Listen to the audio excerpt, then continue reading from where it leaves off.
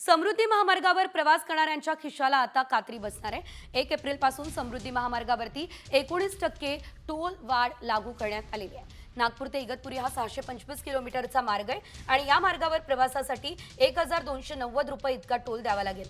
पुढील 3 वर्षांसाठी म्हणजे 31 मार्च 2028 पर्यंत हे टोल दर लागू असतील। कॉमस्कोर नुसार आता isakal.com आहे देशातील नंबर 1 ची मराठी न्यूज वेबसाईट। प्रत्येक अपडेटसाठी isakal.com ला नक्की भेट द्या। सध्याचे कारसाठीचे दर 1080 रुपये तर नवीन दर 1290 रुपये असतील। मिनी बससाठी सध्याचे दर 1745 रुपये जे की आता 2075 रुपये होऊ शकतात। बस आणि ट्रकसाठी सध्या 3665 रुपये आकारले जातात तर नवीन दर 4355 असणार।